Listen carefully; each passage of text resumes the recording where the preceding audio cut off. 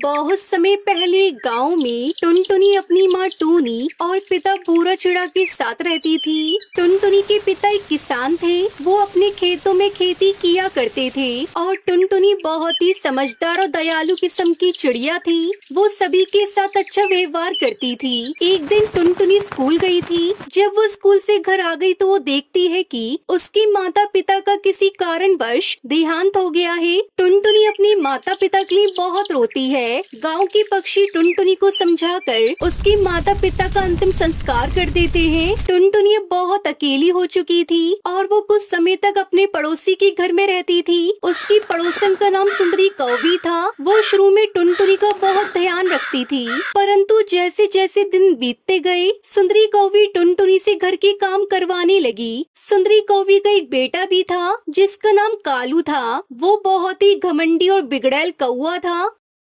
सुन टुनटुनी की बच्ची, आज से सुबह जल्दी उठकर तुझे घर में झाड़ू करना है और उसके बाद नाश्ता बनाना है। नाश्ता होने के बाद बर्तन और कपड़े धोने हैं। जब तू इतना काम करेगी तभी तुझे 2 टाइम का खाना खाने को दूंगी, वरना तुझे भूखा रहना पड़ेगा। समझ में आई मेरी बात?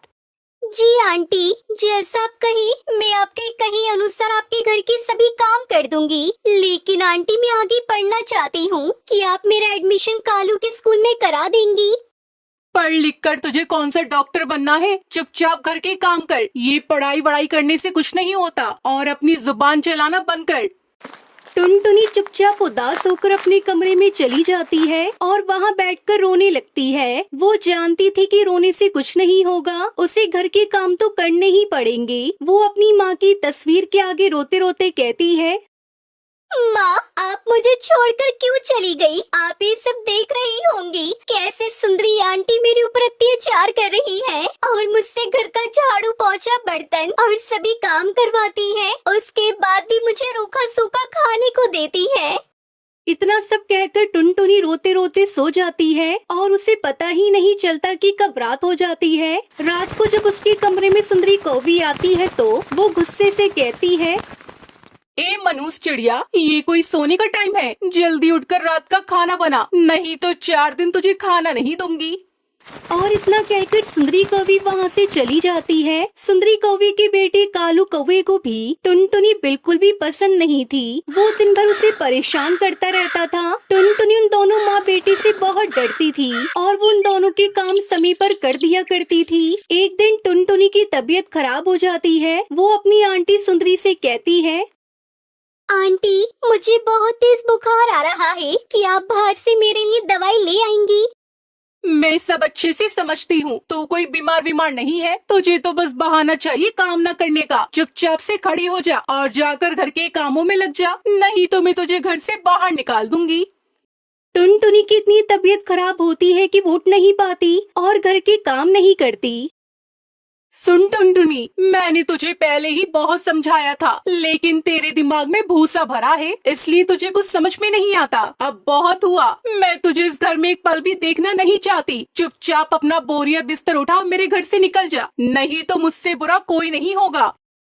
ये सब देख कालू कौवा बहुत खुश होता है कि अब टुनटुनी उसके साथ नहीं रहेगी। टुनटुनी अपना सामान लेकर जंगल की ओर चली जाती है। जंगल में जाकर उसे कोई रहने को घर नहीं मिलता, लेकिन जैसे जैसे रात होती है टुनटुनी को डर लगने लगता है। तभी टुनटुनी को एक आवाज आती है। वो आवाज सुनकर टुनटुनी बुरी तरह डर जाती है। तभी उसे एक पेड़ में से आवाज सुनाई देती है, टुनटुनी, मैं स्ट्रॉबेरी का पेड़ हूँ और मैं तुम्हारे बारे में सब जानता हूँ कि सुंदरी कौवी किस तरह तुम्हारे ऊपर अत्याचार करती है। मैं वह स्ट्रॉबेरी का पेड़ हूँ जिसे तुम्हारी माँ ने लगाया था और जिन्होंने मेरी सेवा की थी, इसलिए मैं तुम्हारी सहायता करना चाहता हूँ। टुनटुनी, मैं कोई मामूली स्ट्रॉबेरी का पेड़ नहीं हूँ, मैं एक जादुई स्ट्रॉबेरी का पेड़ हूँ। यह मेरे ऊपर जो स्ट्रॉबेरी है, यह एक जादुई स्ट्रॉबेरी का घर है। इस स्ट्रॉबेरी के घर में तुम्हें रहने के लिए सामान और खाने पीने की चीजें मिलेंगी। ये स्ट्रॉबेरी का घर तुम्हारी सभी इच्छाएं पूरी करेगा। कि आप सच कह रहे हो? मुझे तो यकीन ही नहीं हो रहा। तभी वो जादुई स्ट्रॉबेरी का पेड़ टुनटुनी को अपने घर में बुलाता है। टुनटुनी, तुम मेरे घर के अंदर आ जाओ, यह घर तुम्हारे लिए ही है, आओ अंदर आओ। टुनटुनी अपना सामान लेकर उस घर में चली जाती है। वो अंदर जाकर देखती है अरे वाह, ये स्ट्रॉबेरी का घर तो बहुत ही सुंदर और आलीशान है।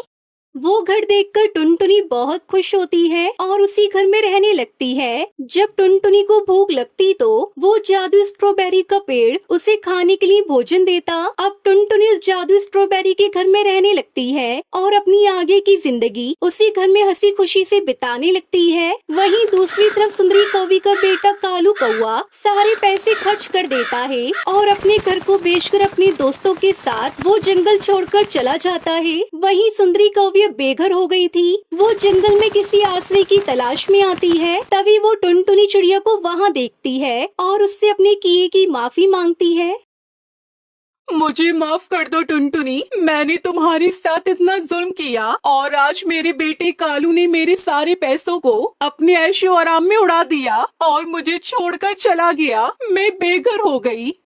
अरे आंटी जी, आप ऐसा मत कहिए, आप मुझसे बड़ी है, ये सब आपको शोभा नहीं देता। आप बेघर हो गई तो क्या हुआ, आप मेरे स्ट्रॉबेरी घर में आकर रह सकती हैं। मैं अपने स्ट्रॉबेरी घर में अकेली रहती हूँ, आप भी मेरे साथ चलकर घर में रहिए, मुझे अच्छा लगेगा। टुनटुनी चिड़िया अपनी आंटी को माफ कर देती है और उसको अपने स्ट्रॉबेरी घर में ले जाती है और फिर वो सभी एक साथ मिलकर हंसी खुशी जादू स्ट्रॉबेरी घर में रहने लगते हैं।